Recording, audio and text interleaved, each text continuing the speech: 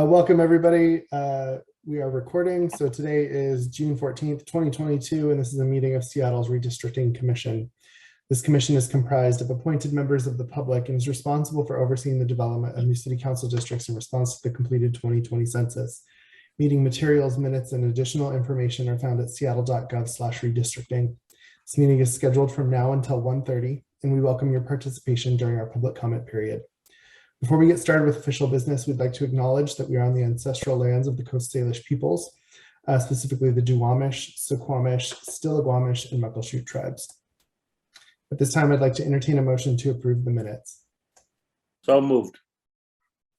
Do I have a second? Second. Moved and seconded. Is there any discussion? Hearing none. All those in favor? Aye. Aye. Aye. All those opposed? All right, the meetings are approved. Thank you, colleagues. Now, in an effort to share with the public that the commissioners are receiving and reviewing public comment, we ask at each meeting to affirm the review of received comments. Commissioners, have you received and reviewed the public comments as listed in the tracker? Yep. Yes. Great. Commissioner Malaba. Commissioner Chair, I would like to acknowledge and thank staff for the work they've done on public comments. I reviewed the Excel document that we're now using, very simplified, and we also now have the comments on the website, which I know how much work it took to put all of that together. So just want to appreciate the extensive work that went into that. Thank you very much for sharing that. So now at this time, we would like to ask if any of you have had interactions, communication, or meetings that you would like to disclose. Please do so now. All right, hearing none, moving along. So now we are going to, as usual, spend some time talking through the recent public forum, providing our feedback, thoughts, and takeaways from how the latest forum went. Commissioners, I will turn it to you to kick it off. It was very short. I was surprised by the lack of public participation and wondered, well, one, if there are just less organizations in District 4 organizing folks, which I don't know, could be the case, or if we did less outreach, or if we were, you know, there was some other big national events happening on that same day that took people away, but it's the least participation we've received so far. I would echo that. It was a very short forum. And I think for me, very surprising and unlike District 4, having engaged with District 4 and other issues, it's a very engaged district. So I was slightly surprised by that minimal participation. But then some of the takeaways, though, from the folks who were able to provide comment, I think we got some specific feedback from the few individuals who were able to participate. I remember comments from Ron Davis from the Roosevelt Neighborhood Association, who talked about specific watersheds and specific considerations for the district. So really appreciated that level of specificity in public comment. Commissioner Nicholas. Well, I think that Commissioner Shaw may have put her finger on it in that there was a national conversation going on an important issue that night. But I think there might also be a less focused concern about the boundaries and the potential changes to the boundaries in District 4 than we've seen in District 3 or District 2, for instance. So it's not necessary. I'm a glasses half full kind of guy, and I think it might just reflect that there's a lower concern at this point without seeing a draft map that has problems for folks. Also, do we have groups that we've worked with in District 4 like we did for the, yeah, okay, well, I like your glass half full. Can you hear me? Yes. Yes. Oh, I actually got a follow-up email from one of the groups that we did a listening session with. And they were also surprised. They were asking if there was any issue with the technology, so that people could not speak. And so I'm following up with them. I sent out the survey and also an invitation for them to attend any other meeting.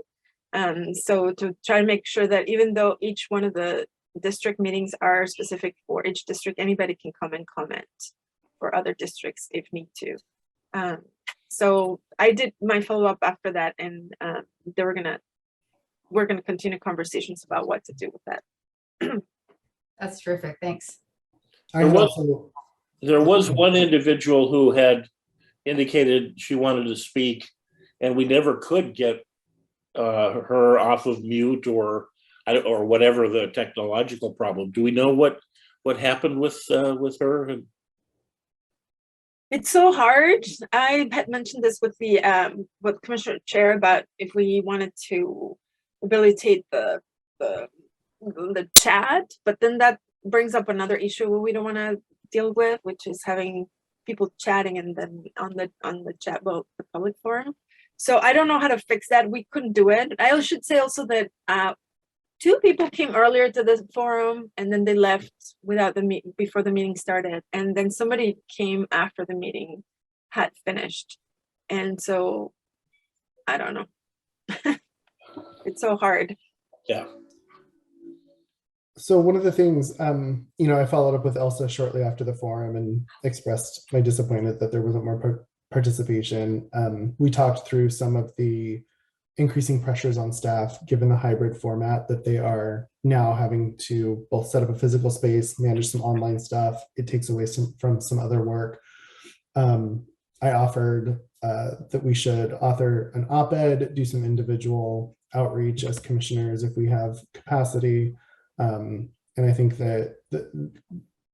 I think we are going to try and lean in as much as possible. I do agree with Commissioner Nichols, like, we will get that when there is more to respond to. I think that, to Commissioner Shaw's point, we're up against an issue of national import that evening that was coinciding with our meeting. So I hope and I trust in District 5, where my old neighborhood, I know that we will have better participation up there. At least I hope so. Any other comments on the forum? All right. So we've switched up our agenda a little bit from normal today. So we're gonna move directly into some time dedicated for us to speak on maps and our current thinking, much like we've done in the last 2 regular business meetings. And this is to accommodate an executive session later in the meeting. So if anybody would like to pull up a map they are working on and begin discussions based on our last forums, now is the time. Hi, Commissioner, Mr. Chair. This is Dennis Higgins from the GIS Consultants Office. I am going to attempt to follow your discussion here and show you on the interactive map, the areas that you want to look at. Mary is not available today or on Thursday. She's on vacation for the next week and a half, basically. And so you'll have to deal with my middle management level of technical capability for a couple meetings, but I'll do my best. Well, we'll take it. Thank you, Dennis. Maybe a great place to start is if you can pull up District 4 and we can respond Sure. based on what we just most recently heard. And then this portion of the meeting is scheduled for 15 minutes, just to let everyone know. Okay, I believe I've shared my screen and you should be able to see District 4 at this point on the interactive map. Let me turn off the alternative map for so you can just see the district itself as it currently exists.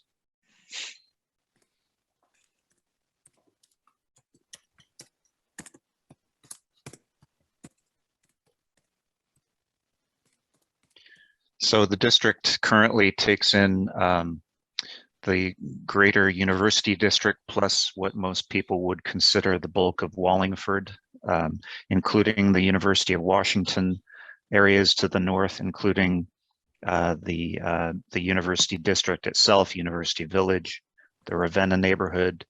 I would say the bulk of the Wedgwood neighborhood and the Roosevelt neighborhoods to the east of I-5, which is running right through here.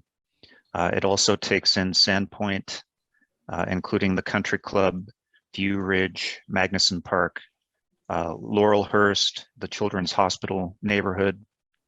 It does not cross the Ship Canal currently, and so that is a natural boundary of District 4 as it currently exists.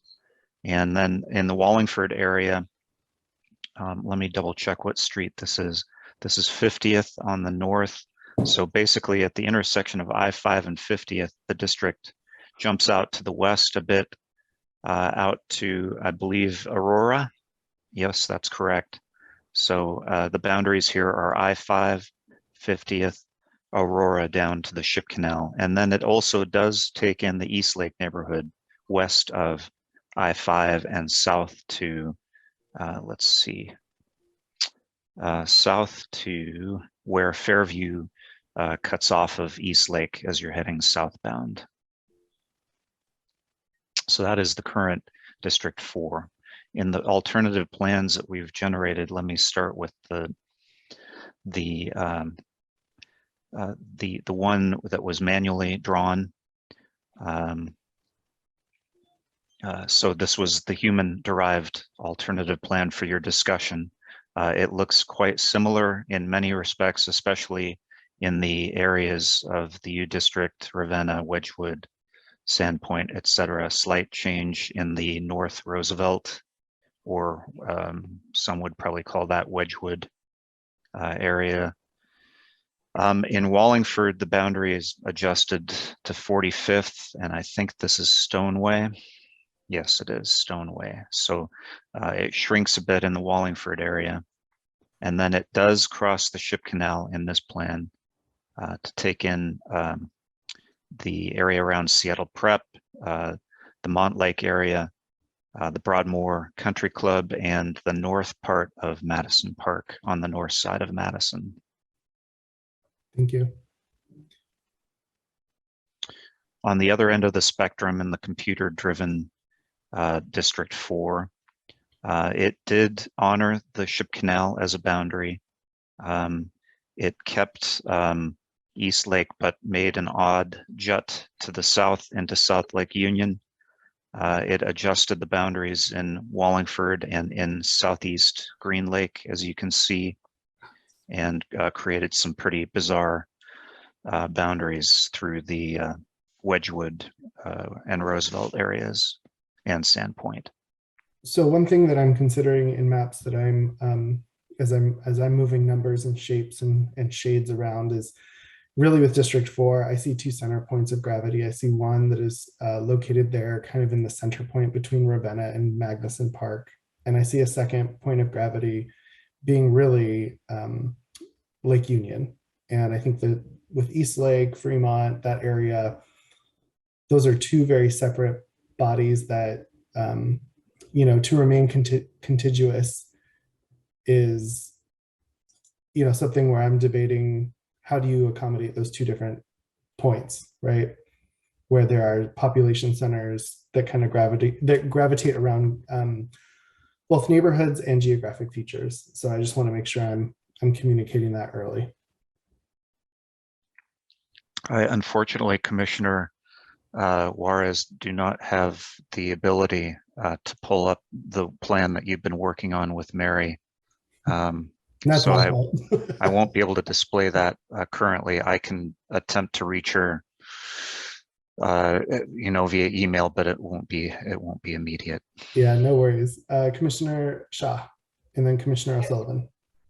I've been successful, I think, working with Mary, trying out different scenarios and have a nice draft. I don't want to share it until I'm waiting I want to hear from the other districts before, because we'll keep tweaking things. But right now have been able to create a map that takes into consideration nearly all of what we've heard from District 2 and 3, putting Yesler into District 2, along with Rainier Beach, CID, Beacon Hill, and then largely keeping District 4, you know, there's some changes to it, but not drastically changing it. So I think it's doable, and I look forward to sharing the actual map once we have the capability, but also once we've heard from the other districts in place, I hear that, oh, actually, oops, that doesn't work. But I'm feeling more confident that we'll be able to accomplish maybe not everything, but a lot of what we're hearing from community. Commissioner O'Sullivan. Yeah, I think in the version of the map that I'm working on, I have District 4 fully north of the Ship Canal, so not crossing over into East Lake. And then there is,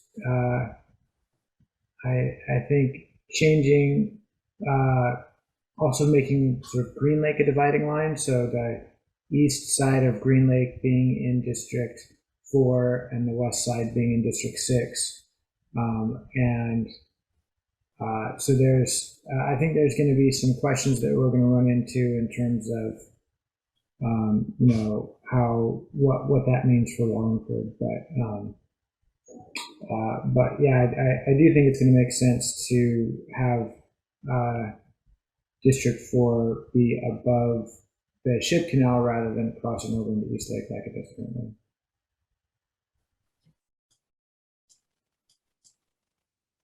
Commissioner Malaba. Thank you, Chair.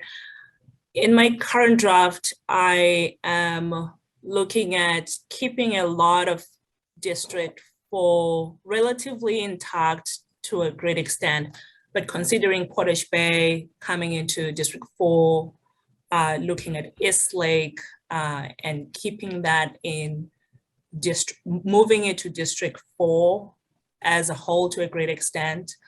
And that gets to some population size that's about 105,000 and maybe by a few numbers short. The other consideration that I have is of Wedgwood. I think our current district lines have Wedgwood somewhat split, and trying to consolidate that community into one district. And District 4 seemed so far in a draft as a considerable place to include Wedgwood, and then make sure that there's portions of Lake City on the other side of District 5 are also being kept really intact and giving more centralized voices to some of the renters in these communities. Commissioner Shaw. Yeah, I would add that I think my version is similar for District 4, where it grabs Wedgwood in the city of Seattle neighborhood maps, goes up to 95th, I think. So there's like a section, I'm like using my mouse like you guys can see it. You can't see it, but maybe, yeah, so, you know, that's what the city of Seattle neighborhood map shows anyway, but also doesn't split District 5 in half east west, like some of the, you know, we had maybe some of our maps were like that. So also keeping Lake City intact. And then we did have comment about East Lake, and I think that's a really important point about if East Lake goes into District 4 or into District 3. And I have to go back and search my notes, but we did have comments in the Excel spreadsheet about where folks wanted East Lake, but I did hear, you know, I do recall that it said, you know, keeping East Lake with the Lake Union floating home communities, Portage Bay. So kind of keeping those communities together. My current draft maps are very much centered on those comments, and really what does how people move around the lake is, I think both Green Lake and Lake Union is of, I think it's what we're hearing from community, but it's also like how people are moving and how services are distributed in the city, as well as we have some natural geographic features there that lend itself towards, I think, at least for me, really exploring what that box and that kind of like hook that comes off of District 4 actually means, and whether or not that remains with 4 or not.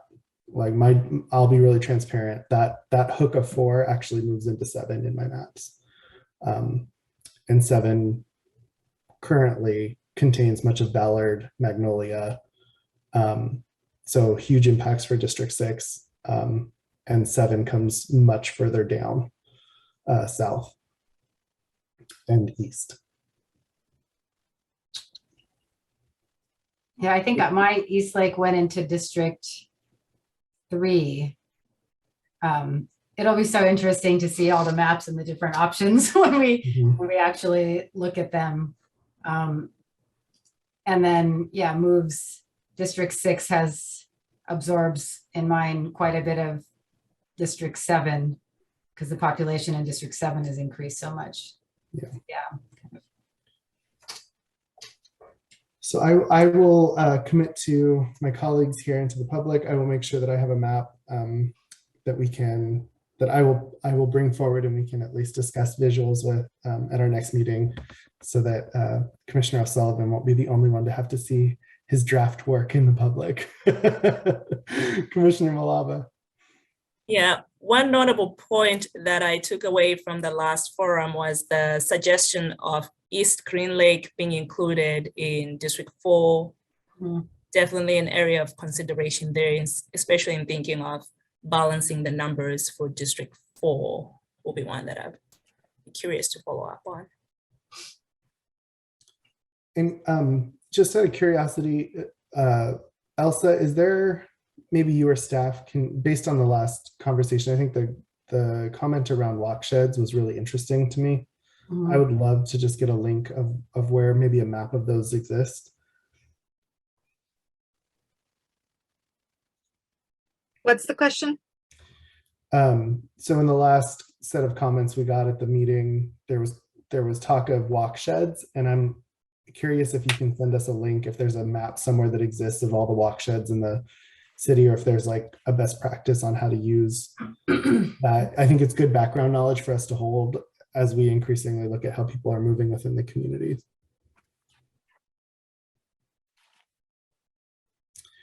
So at this time, I'll go ahead and wrap this part of the conversation up unless there are additional comments. All right. Thank you so much.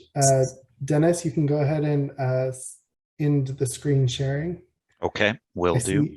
I see you are already at work trying to find us some maps, and I appreciate it. Yeah, walkscore.com is where we get a lot of, analysis for any individual walk shed type analysis for a given place. Great. So yeah, I can help Elsa with that. It's super helpful for me to have a visual when we're talking, even if it's not the exact map, to just orient myself. So I appreciate that. Thanks, Dennis. You're welcome. And I will try to have even more material for you next time around. So I am going to apologize to folks because I skipped our first public comment period, and staff was kind enough to remind me while we were discussing our maps. So we're going to go and pivot back to that. So we're going to move to the opportunity to share directly with us preferences for creating maps, our community priorities, as well as how the current council lands represent your community. And we hope to hear from the public if you have specific suggestions on where boundaries should be placed and the major priorities you hope we hold while we are making our decisions. Each speaker will have 2 minutes, and we begin with those that have signed up online. So today we had no previous signups. Is there anyone here in the meeting today that would like to give public comment? Please do so by indicating with the raised hand function.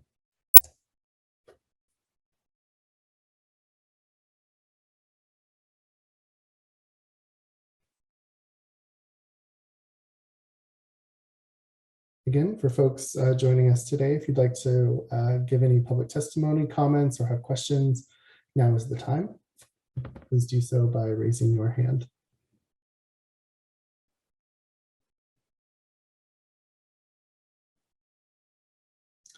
All right, seeing or hearing none, there will be one additional call for this towards the end of the meeting today. Thank you to the members of the public that are joining us. So we're going to go ahead and move ahead. I believe the next portion is, sorry, I'm a little out of order. Elsa, where are we in the agenda? Before we move into that, I'd like to ask for preparation for our upcoming forum. Okay. To see if we, I think I have in my notes that Commissioner Malava is going to be presenting. Is that still the case for Public Forum 5? Yes. Okay. I mean, District 5. Great. Thank you. I will be sending updated materials today or tomorrow before that. Thank you. Commissioner Nichols?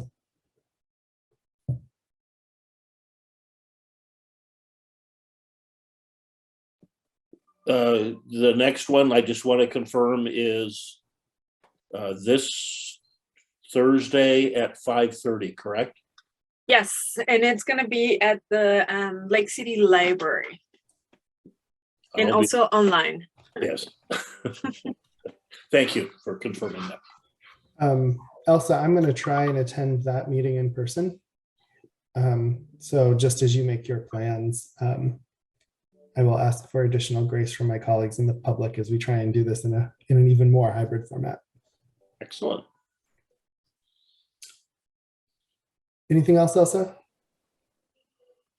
All right, so just to confirm, our next meeting is June 16th, which is the Town Hall for District 5 at 5:30 at the Lake City Library. We will not be having a meeting on June 21st. Our next regular business meeting is June 28th. Commissioner Shaw? I would just note that I'll be out of town on June 28th, so I'll miss you guys at that one. All right, thank you.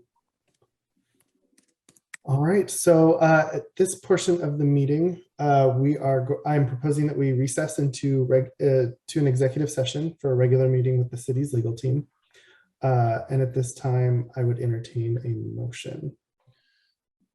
Mr. Chair, Yes. how long do we anticipate this executive session lasting? 25 minutes, which means we would come back to the main room of this meeting well before 1:15, which is the regular scheduled time in the agenda. Then I would move that we recess into executive session for approximately 25 minutes to receive legal counsel from the city attorney's office. Second. All right, first and seconded, is there a discussion? All right, all those in favor? Aye. All those opposed? All right, hearing none, at this time, we're going to recess into executive session and we will return to this room at 20, 30, 40, 12:50 or sooner. Thank you. Commissioners, the link for the meeting is on the chat. So you can just go to that one and then we'll come back to this one for the public forum. All right. Okay, thank you. Should we hang up from here then? I recommend you copying and then copy it up because if you log off, you won't be able to access the other. Oh no, I guess it says leave and start if you click.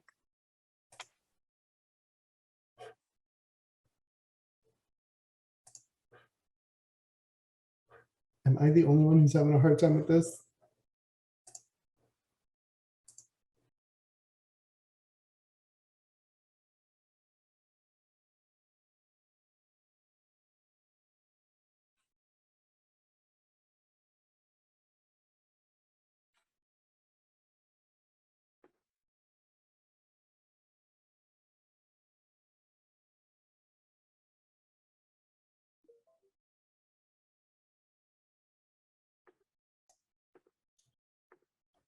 Well, that was an abrupt ending.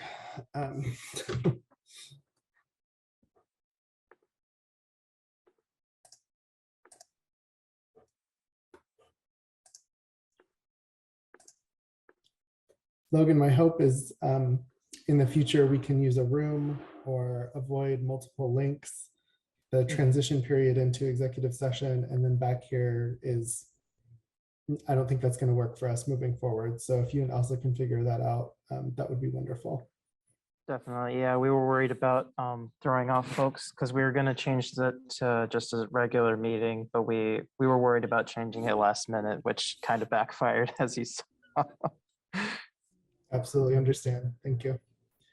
All right, looks like all the commissioners are here, so we're going to go ahead and get back into our regular agenda. Thank you to the members of the public who are still with us here after our executive session. So now we're going to move into our second period of public comment. If there's additional comments now, please go ahead and make yourself known. Raise your hands. You'll be recognized. Greg Petrie, go ahead. You have 2 minutes.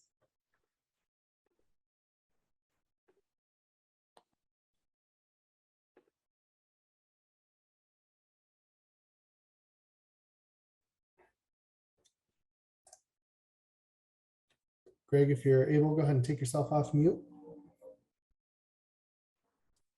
There we go. So I'd like some advice from you guys. I'm making map and I'm having a little trouble how to incorporate these various groups. And so some of my questions are, how do you define these groups? Like the CID is probably pretty obvious, but there's other groups like the local improvement districts, for instance. Are all these groups treated equal? And how do you set priorities over one group being more important than the other? Where do you set the boundaries? I'm having trouble setting the boundaries.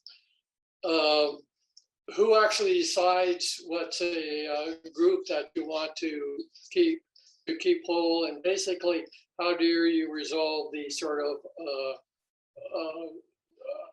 problems that might arise when you do this? And when does trying to accommodate a group move over to sort of what some people might think is a gerrymandering effort? This seems to be there sort of a gray area there. So I could use any advice that you could give me on that. Also, as a minor point, you guys aren't meeting down at the Seattle City Hall today? I'll go ahead and let staff answer the last question there. Elsa or Yeah, Logan? we currently have an in-person option at the L280 Boards and Commissions room at the City Hall, which is 600 4th Avenue.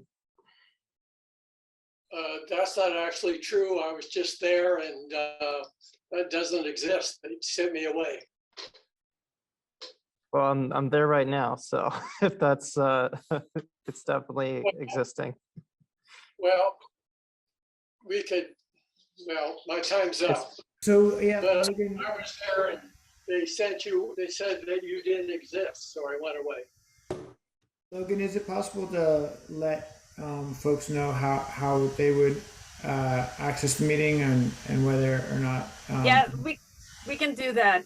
So because it can be tricky and many people haven't been at the office at the City Hall. So when you first enter City Hall, you walk in from the 4th Avenue entry, and then you have to take the elevator to L2 downstairs, and that will take you to the floor where this meeting is, and then you walk at the end of the hallway, and that's where the room is. And we apologize if that was not clear. We will make sure. We are all working at the City Hall to make sure there's enough signage, and our security guard people should know about those meetings, and they can take you to that. So next time, if you have any questions, you can go to there's now people at the front desk who can direct you there, and they should tell you where the Boards and Commissions room is, which is where all the commissions meet. And now we're starting to do hybrid meetings. So yeah, thank you. Our sincere apologies, Greg. As you can see on the screen there, we have a room which more than could have accommodated you. So we will make sure we change some stuff up for next time. As for your other comments, communities of interest are of particular importance for us as we consider both our legal obligations as well as considerations we're hearing from the public. As you know, we are governed by the city charter and our mandate there, which instructs us how to make our decisions. We are taking public testimony to hear where the public wants those drawn. Ultimately, our most paramount considerations are spelled out by law. Other folks who wish to make testimony at this time?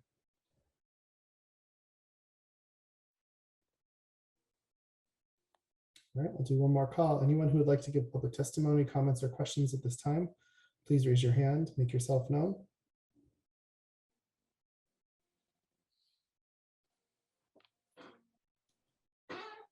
All right, hearing and seeing none, we appreciate your time today.